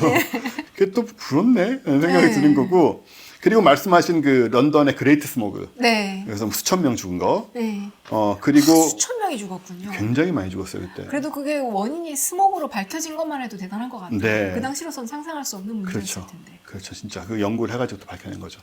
그 다음에 그 산성비 기억나세요? 네, 저 초등학교 때 교과서에 나와서 뭐 이렇게 빗물 받아서 산도 측정하고 이런 거 있었어요. 그러니까요. 네. 그 산성비를 맞으면 위험할 뿐만 아니고 뭐 대머리가 된다 별별 얘기가 다 맞아요, 있었는데 지금 산성비 거의 없잖아요. 그렇죠. 산성비는 지금 소수 지역을 제외하면 전 세계에서 문제가 안 되게 다 사라졌다고 보시면 돼요. 그게... 우리가 못 듣는다는 걸 보면 알 수 있습니다. 그 얘기를. 중저진국에도 그런가요? 뭐 일부 지역은 안 그런 데도 있겠지만 여하튼 이 글로벌한 문제가 아니에요. 예, 표현이 되지 않는 걸 그 단어를 오랜만에 들은 걸 보면 이제 괜찮구나라는 걸 알 수가 있는 거잖아요. 그다음에 오존층 파괴 문제 해결됐잖아요, 꽤나. 그거는 진짜 대단한 일인 것 같아요. 이거는 정말 어마어마하게 수용, 노력을 가스 해가지고 뭐 이렇게 하는데 순식간에 뭐 네. 이거는 그 프레온가스가 원흉이라는 걸 밝혀내고 전 세계가 합심해가지고 네, 몽트리올 유정산. 예, 예. 네. 합심해가지고 실제로 그 전략적으로 노력을 한 결과 이 문제는 지금 뭐 많이 없어졌거든요. 사실 회복되고 전 있고. 세계가 경제적인 당장의 경제적인 이익에 반해서 지구적인 변화를 위해서 노력하는 게 가능하다는 걸 보인 굉장한 성공 사례인 것 같아요. 맞습니다. 네. 그래서 사실 기후변화에서도 그때의 그 교훈을 갖고 하자 이런 얘기 많이 하거든요. 여하튼 그런 식이고, 그리고 왜 기억나실지 모르겠어요. 그 베이징 올림픽 전에 베이징 공기오염 뉴스에 맨날 나왔잖아요. 아, 네. 하나도 안 보이고 막 네, 네. 저런데 어떻게 사냐. 그렇죠. 근데 지금 다 없어졌거든요. 어. 네. 이게 물론 그 올림픽 때문에 막 그 중국 정부에서 막 푸시한 건 있겠죠. 네. 어쨌든 간에 중요한 건 되긴 푸시를 됐다. 했든 말했든 공해의 전쟁 선포하고 7년 만에 대기오염 수준을 55% 감소시켰고 지금은 일반 대도시 수준이다라는 거예요. 해낸다는 거예요, 어떻게든. 네네. 그래서 하면 된다. 하면 된다는 거고 네. 2장인데 여기에 이때 얘기하시는 이제 중요한 포인트는 대기 오염을 해결하는 데 필요한 규칙은 하나뿐이고 뭔가를 태우는 걸 멈추면 된다. 태우면 심플하네요. 이렇게 좀 그런 게 있어요, 이분이. 네, 시원시원한 게. 심플해요, 네. 그래서 지금 전 세계의 공기를 전반적으로 적어도 사람이 사는 곳들을 따지면 지난 수천 년 동안 가장 공기가 좋다는 거예요, 지금이. 아, 그러니까 제가 이번에 상해에 다녀왔는데 추석 연휴에 네. 얘기 듣기로 상해는 전기차가 50%를 넘는다. 그렇겠죠. 그랬어요. 그러니까 태우는 게 줄어드니까 네. 공기 오염이 그러게 말입니다. 줄어들겠네요. 네. 그러니까 이런 것들도 우리는 이제 한번 뭐 어떤 베이징 공기도 아직도 뭐 나쁜 줄 아는 분 많으실 거고 그런 식으로 한 번 듣고 한 번 어떤 그 뭐 일에 이뤄서 이렇다는 얘기를 듣고 나면 그냥 평생 그렇게 생각하는 경향이 있잖아요, 사람들이. 맞아요. 나이가 10년, 20년 지나도 뭐 거긴 아니야. 그 공기 베이징 그거 아무리 맑아져도 소용없고 내 머릿속에서는 계속 그 내가 본 그 3일간의 그 선인상이 무서워요. 네, 나 거긴 다시는 안 간다. 정말 심하잖아요. 모든 분야에 걸쳐서. 네. 근데 그런 것들을 이분은 특히 환경과 관련해서 최신 데이터를 가지고 그 환상을 다 깨는 거죠. 좋든 나쁘든. 그런 책이라 상당히 머리를 맑게 하는데 도움이 되는. 그리고 기후변화 문제도 사실 기후변화 문제는 어렵지 않습니까, 지금. 네. 어떻게 얘기를 하시냐면 막연한 공포부터 없애는 게 중요하다. 지금 물론 뭐 아시는 것처럼 미국이 파리 정서 탈퇴하고 어쩌고 하면서 좀 안 좋긴 해요, 상황이. 네. 지금 현재의 관점으로 보면 지구 온도 상승은 2.1도 정도로 본대요. 파리 정서는 이제 1.5도에서 네. 막자고 한 거니까 그거보다 넘어가는 거지만 네. 이분 얘기는 그거예요. 그런다고 지구가 멸망하는 건 아니고 일단 물론 막으면 더 좋겠지만 그게 1.5도가 안 된다고 해서 좌절하면 그건 더 끝장이잖아요, 그냥. 그쵸. 어차피 안 되는 거 아이고 뭐 올라가든 말든 이게 최악이니까. 네. 뭐 최악의 경우에는 2.5도, 3도까지도 얘기가 되지만 어쨌든 2.1도로 맞추는 건 절망적인 목표는 아니다. 그게 사실은 과학자들의 1.5도를 이야기할 때, 그러니까 마음이 있었을 때 1.5도면 우리가 이럴 게 이만큼이고 2.1도면 이렇게 오고 뭐 2점 몇 도면 우리가 이럴 게 이만큼이고 이런 거를 마인드맵을 어느 정도 그려놓고 얘기를 하는데 네네. 그게 전달되는 과정에서 복잡한 거 다 떼고 요거만 그렇죠. 딱 떼면 이거 끝이야라는 식으로 되니까 하는데 지옥, 천국. 그렇죠. 근데 사실 사업하시는 분들도 처음에는 이번 분기 목적이 뭐였다고 했다가 돌아가는 상황을 보면서 차선책 만들고 차선책 만들고 차선책 만들고 이렇게 진행이 될 것 같은데 그러니까. 네. 그 말씀하신 그런 부분들도 사실 얘기를 하고 있는 것 같아요. 그러니까 환경론자들 중에서도 너무 이제 그 경직되게 보고 있거나 아니면 정말 수치를 그런 식으로 해석을 하거나 혹은 정치적인 아젠다가 너무 강한 경우에는 안 좋은 비관적인 환상을 또 심는다는 거죠. 저는 사실 그게 더 무서운 것 같아요. 그 fight or freeze라고 하잖아요. 인간이 공포 상황에 마주치면 헝그리 정신 강조하시는 그 옛날 분들은 무섭게 만들고 겁을 줘야 움직일 거다라고 생각을 하고 그렇죠. 그래서 늘상 회사가 위기라고 얘기를 하고 아이들한테는 대학 못 가면 인생은 망한다 이런 식으로 얘기를 하지만 그렇게 하는 게 오히려 동기를 부여하는가 하면은 대부분의 사람들은 오히려 프리즈 시키는 거죠. 아니죠. 네. 좌절하게 만들고 그렇죠. 그나마 뭐 할 용기마저도 다 없애버리고 그렇죠. 네. 열심히 살고. 그리고 이제 그런 얘기를 하면서 또 이런 말씀을 하세요. 선진국들, 특히 영국, 독일, 프랑스 등은 경제 성장과 함께 실제로 탄소 배출 감소를 분리하는 데 성공을 했고 그리고 이 탄소 배출 분리가 저개발 국가로 전이되지 않았다 생각만큼. 우리 그렇게 생각하거든요. 네, 그 뭐지 탄소 배출을 그 뭐라 그러죠? 외국에 넘겼다. 무사히 네, 나라에 네, 넘겨놓고 지들만 싸게 뭐 그런 얘기 많이 하잖아요. 예, 예. 근데 이 데이터상으로 보면 딱히 그렇지도 않다는 거예요. 예, 그렇게까지 심하지 않고 아웃소싱을 탄소 배출 아웃소싱 한 게 아니다. 예, 그런 얘기들이 좀 꽤 나와 있고, 그리고 또 재미있는 거는 이제 태양광과 풍력 발전이 10년 만에 가장 비싼 에너지원에서 가장 값싼 에너지원으로 지금 바뀌었다는 거. 그거 되게 인상적이었어요. 이건 모르시는 분들 많거든요, 네, 여러분. 네. 그렇지 않습니다, 저는 네, 정말로. 태양이 그렇게 싼 에너지, 완전 싼 에너지가 됐거든요. 완전 싼 게 돼버렸어요. 네, 네. 그래서 이런 식으로 불과 10년 만에 이걸 해낸 걸 보면 어쨌든 간에 지금 어려운 건 사실이고 뭐 기후변화 없다 이게 전혀 아니지만 우리가 정말 이것 때문에 망하겠느냐. 왜? 다들 알고 있고 문제를 신경을 쓰고 있는데 조금 어렵고 1.5도는 못 해낼지 몰라도 결국 막아낼 수 있고 이걸로 우리 죽지 않는다 이 얘기를 하시는 거예요 지금. 그러면 GDP가 성장하는 만큼 탄소 배출을 아웃소싱 한 걸로 이제 상쇄되는 게 아니라 네네. 실제 전 세계 탄소 배출량은 GDP 성장에도 불구하고 줄어들고 있다. 그렇죠. 예. 그리고 태양광 발전처럼 의외로 엄청난 속도로 우리가 발전을 이루고 있다. 네네. 그러니까 그런 이야기입니다. 희망을 버릴 필요가 없다. 그렇습니다. 네, 이런 얘기입니다. 그런 책이고요. 여기 보면 또 뭐 이런 얘기도 나옵니다. 나무를 구하려면 숲을 봐야 된다. 삼림 파괴 얘기인데 지금 삼림 파괴 관련해서 또 좀 환상들이 있더라고요. 일단 환상은 그 아마존이 지구에 허파다 이런 얘기를 하는데 이것도 좀 헷갈리는 게 뭐냐면 아마존의 숲에서 산소가 어마어마하게 나오기 때문에 그 산소를 통해서 뭐 호흡을 한다 이런 얘기를 하는데 그건 아니더라고요. 네, 그렇죠. 아마존에서 나오는 모든 산소는 옆에 있는 그 수많은 동물들이 다 마시고 있다고 합니다. 바다가 더 중요했죠. 예, 그래서 아마존은 그냥 플러스 마이너스 산소는 플러스 마이너스 제로고 오히려 이제 이산화탄소를 붙잡고 있는 쪽은 좀 있는데 꽤 있는데 산소 쪽에는 도움이 안 된다라는 뭐 이런 것도 우리가 그냥 어렴풋이 알고 있다가 뭐 지구의 폐라고 하니 어마어마한 그 맑은 공기를 뿜어내고 있구나고 생각을 하는데 또 그렇지도 않다는 거예요. 비유가 참 무서워요. 과학 소통에서는. 네. 비유가 잘못된 무섭습니다. 비유가 좀 네. 무서워요.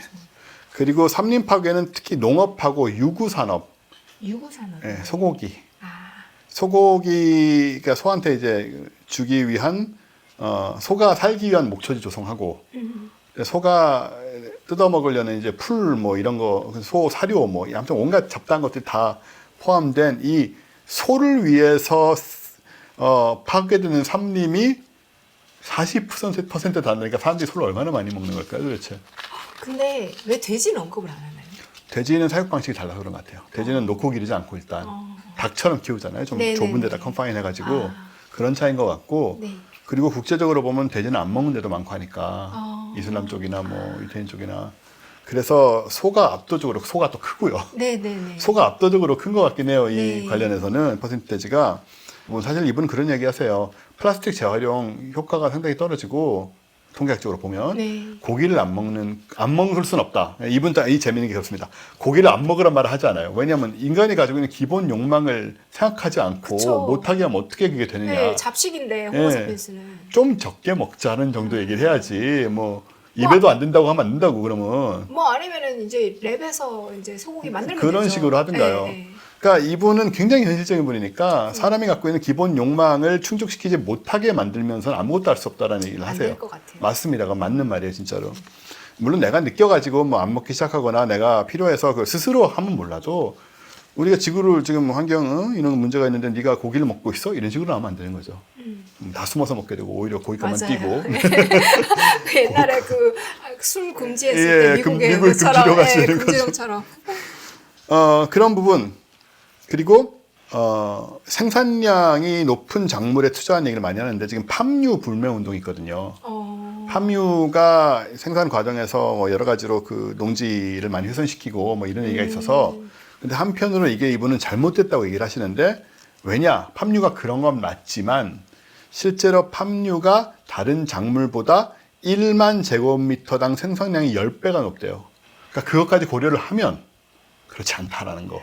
그 아까 나무를 지키려면 숲을 봐야 된다는 말이 딱 이렇게 연결이 되네요. 네네네. 요거 하나가 끼치는 해만 보지 말고 전체 그림에서 그렇습니다. 상대적인 걸 다 봐야 네. 네, 판결을 내릴 수 있다. 그러니까 팜유라는 것의 특징은 다른 식물에 비해서 다른 그 기름을 만들어내는 식물에 비해서 토지에 해가 될지 모르나 생산성이 완전 높다 보니까 그걸 다 따지면은 종합적으로는 덜 해가 된다라는. 근데요 안 쓸 수도 없고 쓸 거면 그래도 제일 덜 손해를 예. 끼치는 걸 써야 되니까. 그러니까 이런 걸 이제 오히려 팜유를 피하고 다른 기름을 쓰면 더 많은 삼림이 파괴될 가능성이 있다라는 이런 걸 굉장히 냉철하게. 네. 뭐 여기도 여러 가지 관점이 있습니다만 어쨌든 간에 이런 것도 사실은 대충 한번 듣고 나면 우리한테 일종의 이데올로기가 되잖아요. 딱 맞아요. 굳어져가지고 맞아요. 아유 맞아요. 팜유 나쁜 건데 예, 그- 파멸 쓰는 사람 저 예. 기후위기 모르는 그러니까요. 사람 이렇게 돼버리죠. 그 이상은 생각을 안 하게 된단 예, 말이에요. 예. 그랬을 때 이제 이런 명확한 통계 데이터를 통해서 그것이 아닐 수 있다라는 거를 좀 보여주는 누군가 필요한데 누가 이런 거 합니까? 또 아무도 안 하죠. 이런 사람이 하는 거죠. 생각해보면 되게 안타까운 것 같아요. 그 팜유 불매운동 하시는 분들은 되게 진심일 거 아니에요. 아, 그럼요. 지구를 지키고 싶고 네네. 다음 세대에 좋은 지구를 주고 싶고 진심인데 그 진심이 잘못된 정보 때문에 좀 낭비되는 그렇습니다. 안타깝네요. 그러니까 이런 것들을 좀 명확하게 팩트 위주로 보자라는 것이 바로 이 책의 역할이고요. 그 외에도 식량 문제도 식량이 부족한 게 아니고 잘못 분배되는 것이니까 그 문제를 해결해야지 식량 증산의 문제가 아니다. 사회적으로 봐야 된다.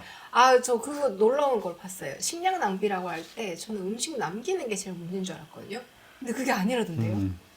이동 과정에서 버리는 쓰레기가 더 많은 게 문제라고. 네, 맞습니다. 네. 네, 여기도 그런 얘기가 나와요. 네, 네. 여기도 그리고 여러 가지 참 독특한 관점인데 식량을 어떤 식으로 포장해 놓느냐에 따라서 예를 들어서 마대란 표현 안 나왔던 것 같지만 마대나 종이 같은 걸로 포장을 하면 식량이 금방 썩잖아요. 네. 그 식량에 따라서 네.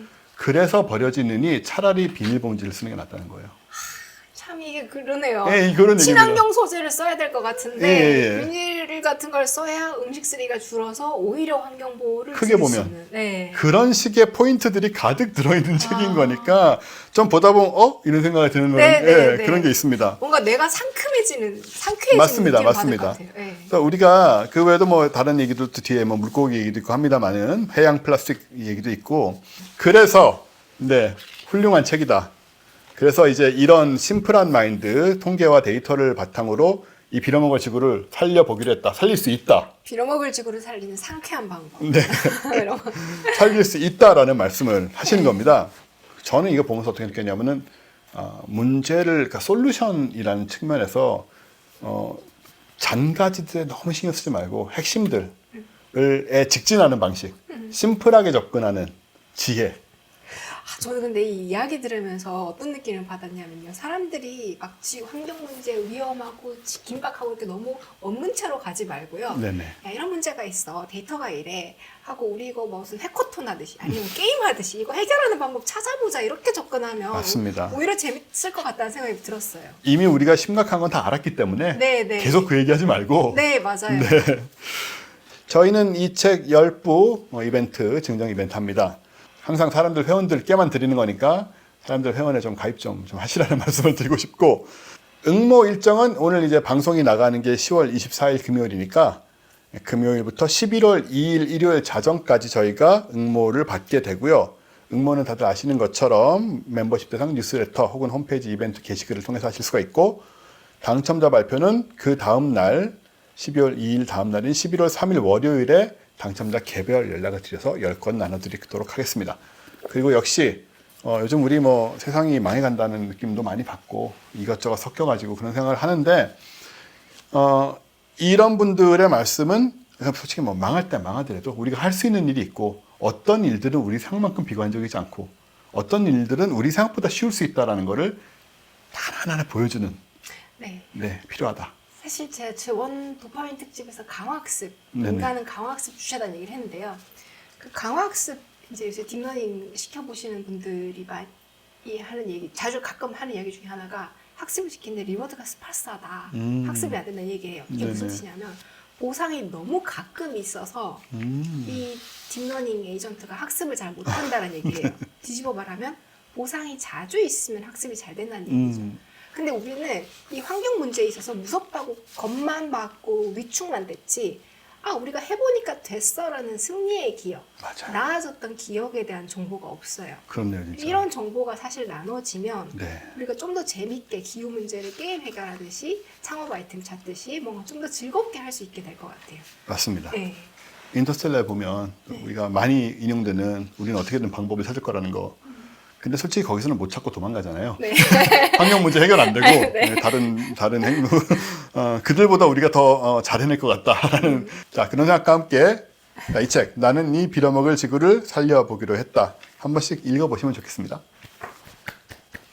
자 그럼 이제 본론으로 들어가서 기나긴 서론과 함께 과연 무엇이 본론인가? 예, 이건 영어가 일단 보이는데요. 네. 무슨 얘기를 해주시는 겁니까? 우리 오늘 시작부터 이제 제인 구달 선생님과 함께 했는데요. 아, 네, 그렇죠. 마지막도 이렇게 따끈따끈한 이야기로 마무리를 해보려고 네. 합니다. 자, 올해 2월에 나왔던 논문이에요. 어떤 거냐면 우리 왜 그 길 가다가 이제 막 갑자기 심장을 못 쉬고 쓰러지시고 이런 분 보면 사람들이 그렇죠. 막 다급하게 가서 도와드리고 그러잖아요. 네네네. 이런 게 막 미담으로 막 유튜브에 많이 쇼츠로 나오더라고요. 나오고 이러는데 여러분 쥐도 그렇게 한답니다. 예. 이거 심폐소생술이에요? 심폐소생술은 아니지만 그러니까 같이 지내던 쥐 혹은 어쨌거나 컨스페시스 같은 동종의 쥐끼리 한다고요? 예, 동종의 아. 생쥐가 요만한 생쥐가 다른 쥐가 반응이 없어. 자는 것도 아니야. 그러면 구하려는 노력을 보이고 실제 그게 구조에 도움이 되더라. 는 연구를 해서 야, 사이언스지에 딱 실렸습니다. 옛날에 영상 보면 막 그 적어도 새가 쓰러져 있으면은 길에 다른 새가 와서 막 길에서 끌고 나가고 찻길에서 이런 거 새가요? 예예 그런 건 본 적이 있는데 네.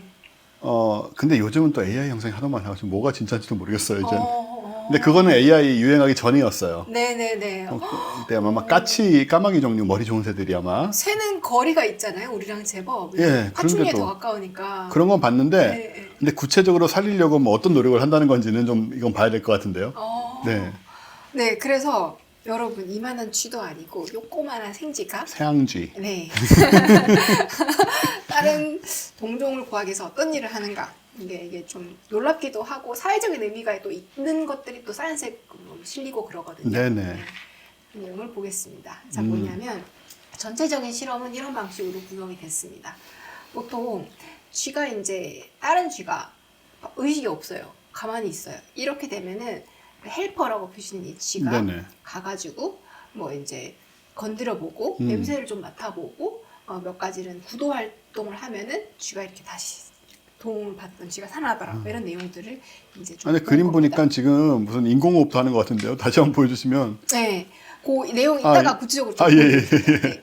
이게 지금 여기 있는 요 밑에 있는 요 쥐가 네. 네, 여기 이제 이쪽 쥐가 쓰러진 쥐고 그쵸. 이쪽 쥐가 이제 도와주는 쥐예요. 아, 그럼 요 색깔들이 이제 트렁크가 이제 몸이고 이제 얼굴이고 이렇게 있잖아요. 네네.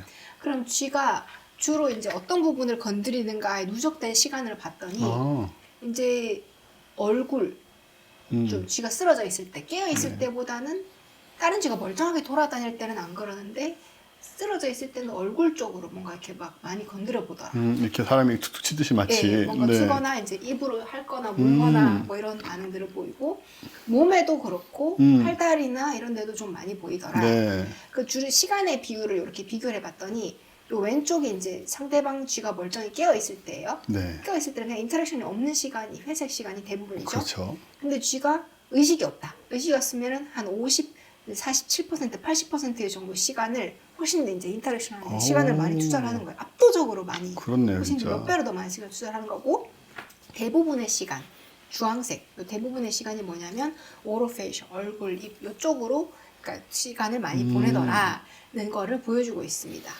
그 주로 활동들이 뭐가 있는가를 이렇게 비교를 해보면은 냄새도 맡고요. 네. 그 다음에 그루밍 이렇게 네. 그루밍 이런 것 활동도 해주고요. 그 다음 입이랑 눈 쪽을 건드리는 활동 한 세 가지 정도로 크게 분류가 되는데 요걸 가지고 이제 마우스가 생쥐가 이제 멀쩡한 경우랑 그 다음에 쥐가 의식이 없는 경우랑 비교를 해보면은 쥐가 멀쩡한 상대방 쥐가 멀쩡할 때는 뭐 인터랙션 안 하거나 스니핑 냄새 정도 맡는 게 대부분이지만 의식이 없으면 뭐 그 입이랑 눈 쪽을 건드리거나 아니면은 이제 그루밍을 하거나 하는 네. 시간 특히 입이랑 눈 쪽 건드리는 게 압도적으로 늘어나는 걸 볼 수 있죠. 우리가 CPR을 배우지 않은 상태에서는 사람도 그냥 그렇게 하는 거잖아요. 뺨도 때려보고, 그쵸. 흔들어보고, 그러네요. 예, 네. 분질러도 보고 막. 그러네요. 뺨 때리고 이러는 게 예. 딱 그거네요. 예. 구조 행동을 하는 오. 게 이제 주로 이제 요 그림을 보시면 조금 더 이제 명확할 것 같아요. 네네. 이제 얘는 이제 의식이 없는지는 실험적으로 이제 마취제 같은 거 써서 만들었어요. 네네. 살짝 마취를 써서 만들었으면은 입을 물어봅니다. 마우스 바이팅이라고 이제 무는 거 보이시죠? 네네네. 보이고 문 다음에 혀를 이렇게 끄집어내요. 웬일이야. 네, 그러니까 혀를 이렇게 물어서 끄집어내면 기도 확보 뭐 이런 거 있잖아요. 그거를 아는 거예요, 얘들이? 숨쉬기가 뭐 본능적으로 하는 것 같아요. 얘들이 뭐 이렇게 학교에서 배웠겠어요? 네. 저는 오히려 뭐 배우지 않았으면 모를 것 같은데. 그러니까요. 이렇게 한답니다. 요거를 하는 시간이 웬일이야. 대부분 그래서 주로 얼굴이랑 아까 눈 쪽을 많이 건드리려고 했다고 했는데 네. 그중에 특히 입이랑 혀를 끄집어내는 걸 시간이 야. 77%라고 될 정도로 와. 이 활동을 제일 많이 보인다고 하고요. 네. 보면 이제 입안에 예를 들어 궁금하잖아요. 네. 막아보면 어떻게 될까? 입안에 뭔가를 넣어서 막아봤더니 그 막아놓은 걸 치우고 다시 혀를 꺼내. 어쨌거나 그걸 해도 알아. 네, 아는 거예요. 알아요. 네. 웬일이야.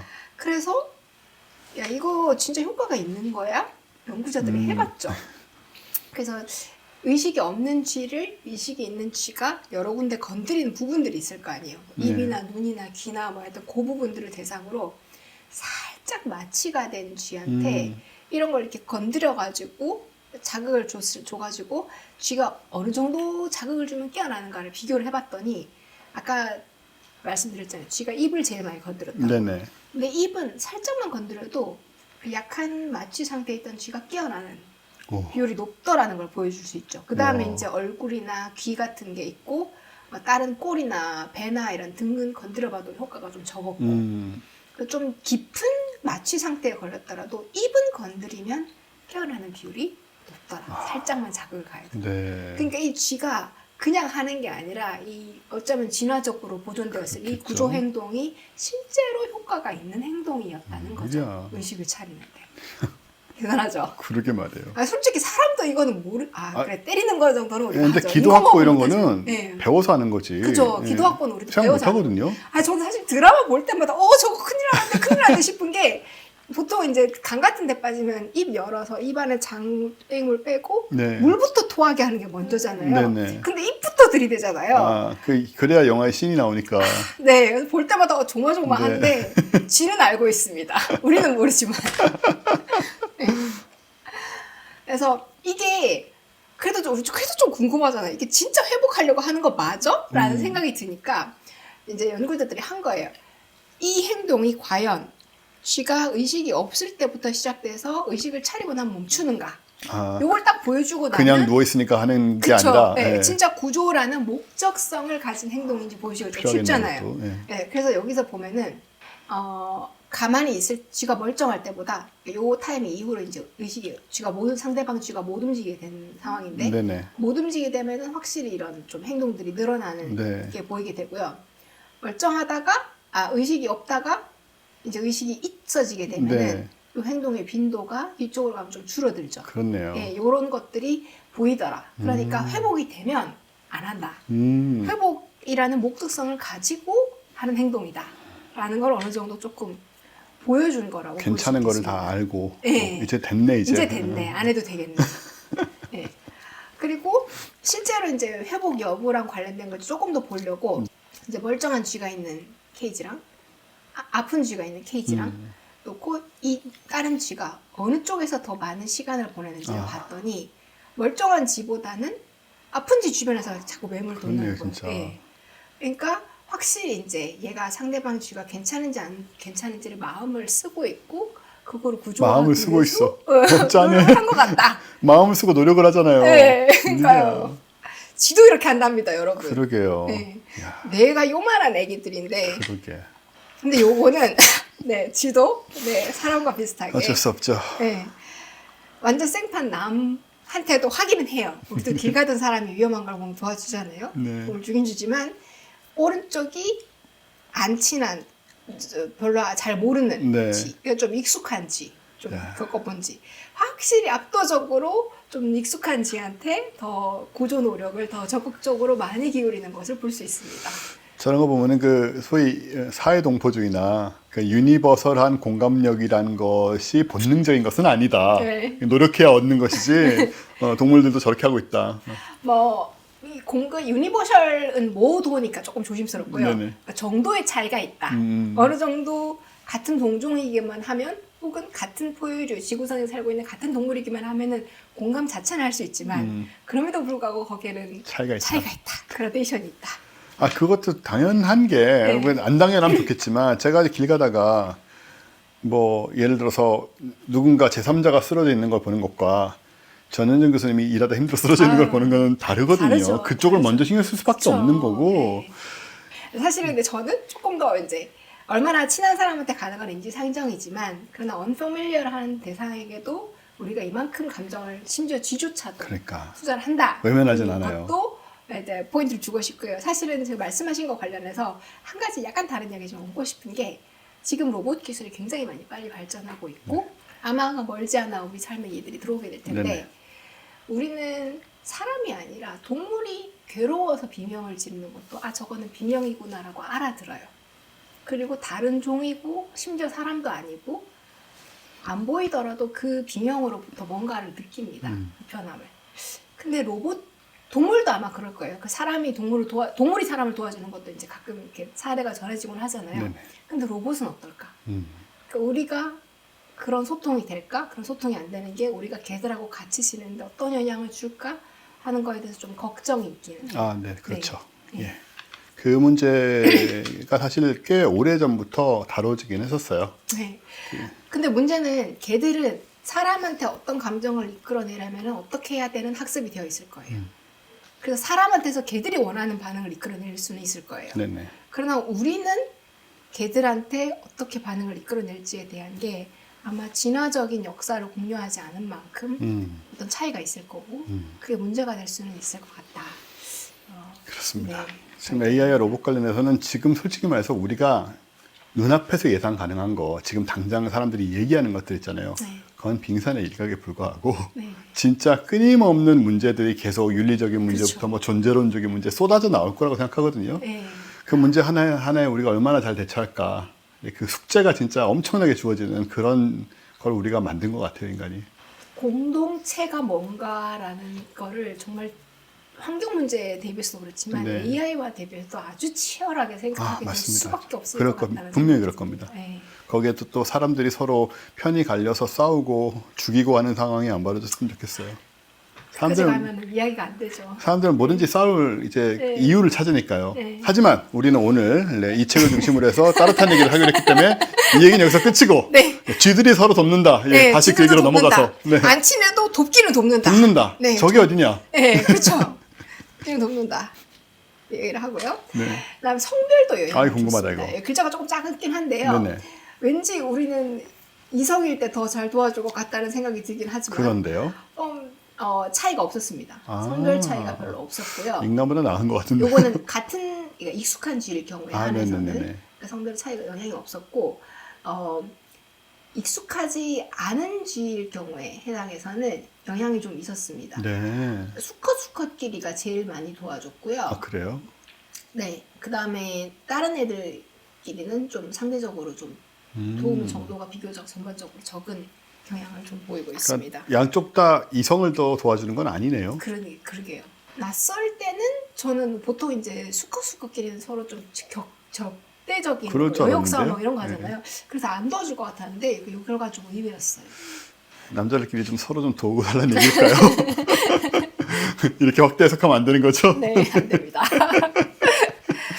자, 그럼 요거랑 이제 뇌과학이니까 네. 이거랑 관련된 뇌 부분이 뭔가 이런 활동이랑 뇌의 어떤 활동이 관련이 있는가 알겠죠? 시상하부에 paraventricular nucleus 줄여서 PVH라고 약자로 부르는 네. 시상하부에 이런 영역이 있다고 합니다. 이 사진은 뭐냐면 유전자 중에 immediate early gene이라고 하는 진이 있어요. 네. 얘들이 뭐 하는 애들이냐면 신경세포가 활동을 보이면 이 유전자들이 바로 딱 발현이 돼요.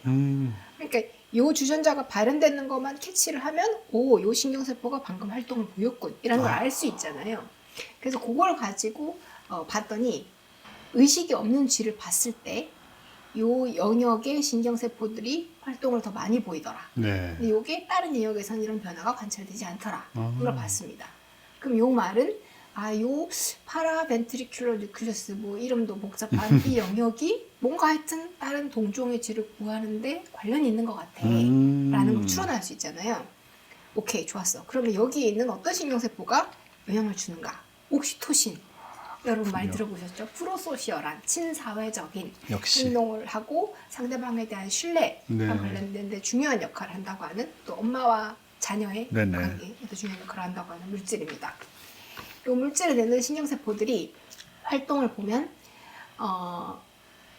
요새는 그 신경세포들이 활동을 하는 거를 그 플루오레센스, 형광, 네, 형광을 측정해서 볼 수 있도록 만들 수 있거든요. 네네. 그래서 그 형광을 가지고 측정한 결과입니다. 보시면 알 수 있겠지만 상대 쪽지가 멀쩡할 때보다 반응이 없을 때 훨씬 더 이 신경세포들이 반응을 전면적으로 더 많이 보이는 것을 볼 수 있습니다.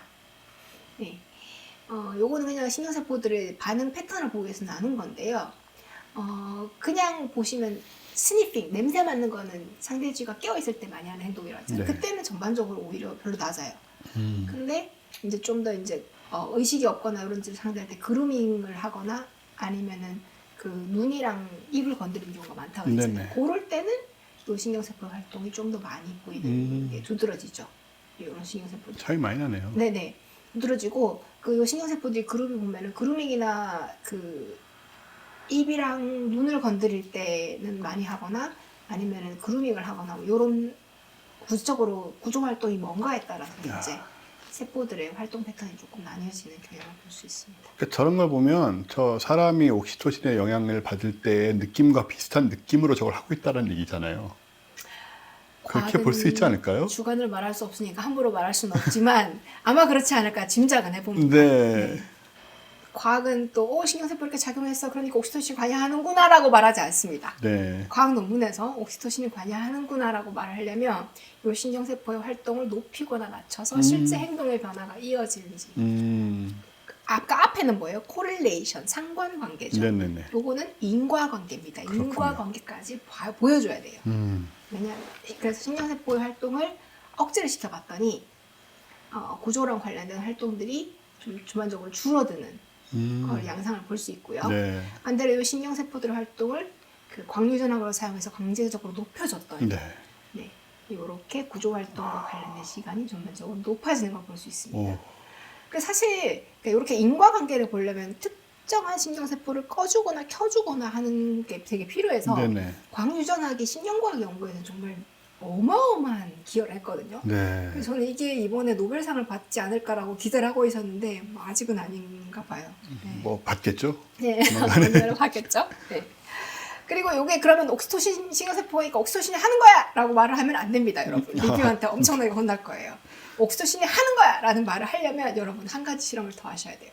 옥시토신이 분비가 돼서 이걸 작용할 수 있으려면 옥시토신을 딱 결합해서 세포한테 야 옥시토신이 분비됐어 라고 알려주는 수용체가 있어야 됩니다. 그래서 이 수용체까지 막아봐야 수용체를 막았더니 구조활동을 안에까지 보여줘야 아 진짜 옥시토신이 관여하는구나 라는 이야기를 할 수 있습니다. 그렇군요. 네, 그래서 과학은 정말 치졸하고 쫀쫀하게 한 단계 한 단계 마이크로 네. 스텝을 디뎌가면서 확실하게 권고하게 나가는 게 과학입니다. 그래서 보시면 수용체를 안티바디를 줘가지고 막았더니 확실히 구조활동에 들어가는 시간이 줄어드는 것을 볼 수 있습니다. 저기까지 갔으면 이제 네, 이 정도까지 가면 네. 그래 옥시토신이 기여하는 것 같아 라고 말을 해도 되는 거죠. 네. 네. 촘촘한 게 견고하게 느리게 가면서 과학기술의 발전은 막기가 힘들지 않을까라고까지 믿게 만드는 게 이 견고하고 촘촘한 작업인 것 같아요. 맞아요. 네. 하여튼 답답하긴 하지만 네.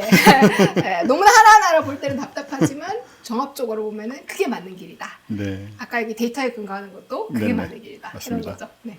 하여튼 그래서 오늘의 결론은 이게 전반적으로 아름답게 심지어 생쥐도 동종을 생쥐도. 구하기 위해서 언퍼밀리어한 쥐한테도 낯선 그러게요. 쥐한테까지도 구하려는 생명을 구하려는 노력을 기울인다. 네. 네, 그리고 거기에 이미 잘 알려진 프로소셜한 친사회적인 행동으로 잘 알려진 옥시토신이 기여를 좀 하더라. 이게 오늘의 내용이 되겠습니다. 연구는 안 했을지 몰라도 주위에 이외에도 많은 최소한 포유류, 고등 포유류들은 그러지 않을까라는 추정은 할 수 있을 것 같아요. 돌고래도 한대요.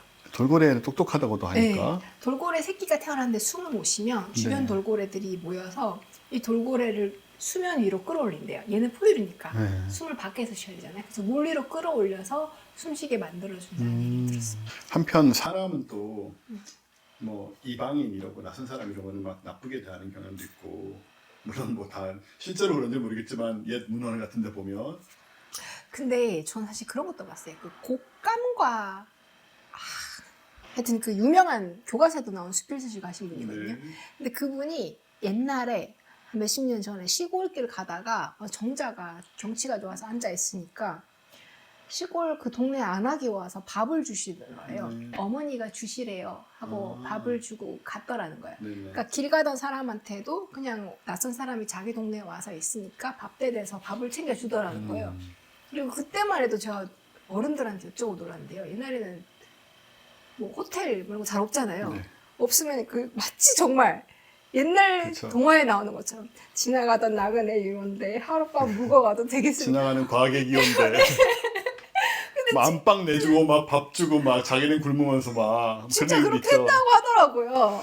네. 그게 뭐 항상 우리가 살면서 그렇게 살 수는 없지만 여하튼 뒤에서도 보듯이 적어도 고난에 빠졌을 때 낯선 사람이라도 낯선 쥐라도 도와주는 게 포유류의 본능 속에 있지 않은가라고 그쵸. 추정할 수는 있다. 어려워 보이지만 불가능하지 않고 가능했던 시대가 있었고 네. 그걸 잘 조율하는 게 어쩌면 인간이 지금의 인간의 위치에 만들 수 있게 된 네. 그리고 어쩌면 기후위기도 극복할 수 있고 AI도 극복할 수 있게 되는 그렇습니다. 뭔가가 아닐까. 그래서 이 빌어먹을 지구를 살릴 수 있는 네. 방법 중에 하나는 역시 서로에게 잘하는 거. 서로에게 사람은 사람들 사이에서 사람과 동물 사이에서 사람과 뭐 자연 사이에서 서로에게 잘한다. 공동체를 회복하는 거. 네, 우리를 회복하는 거. 그렇습니다. 그 우리라는 건 크게 보면 정말 지구 생태계 전체를 해당하는 그쵸. 것이고요. 네.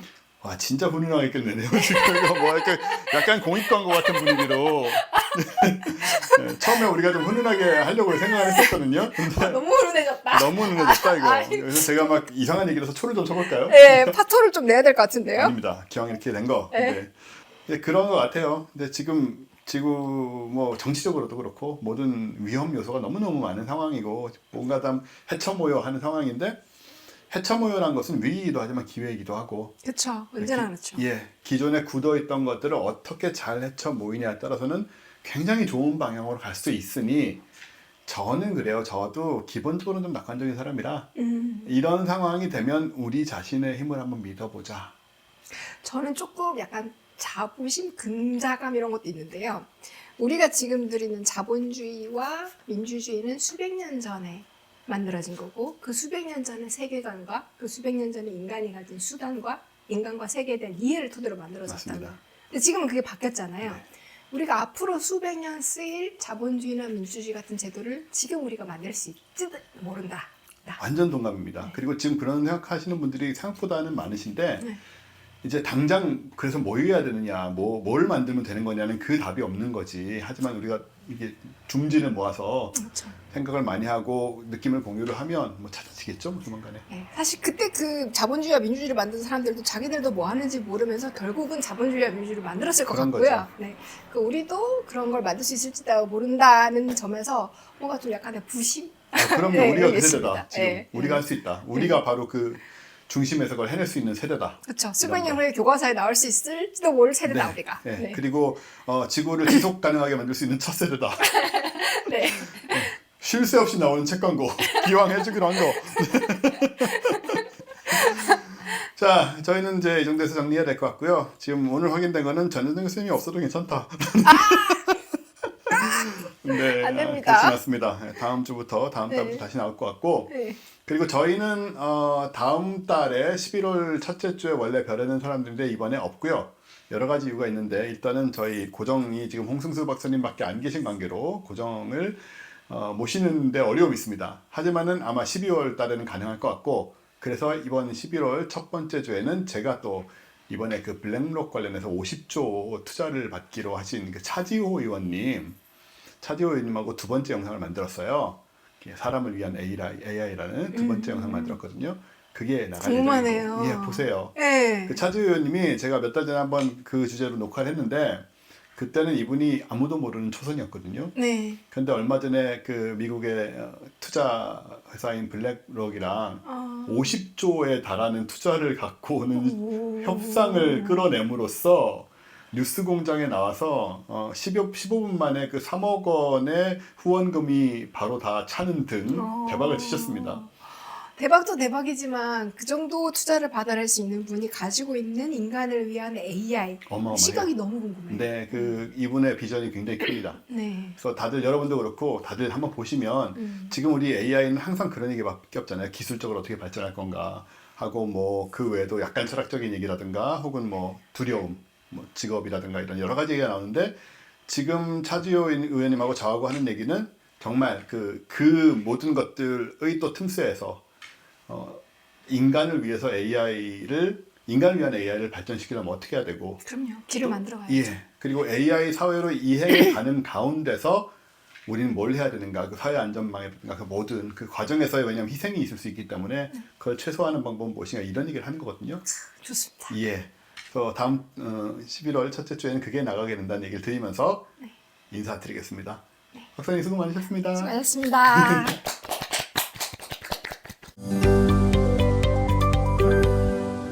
과학하고 앉아있네.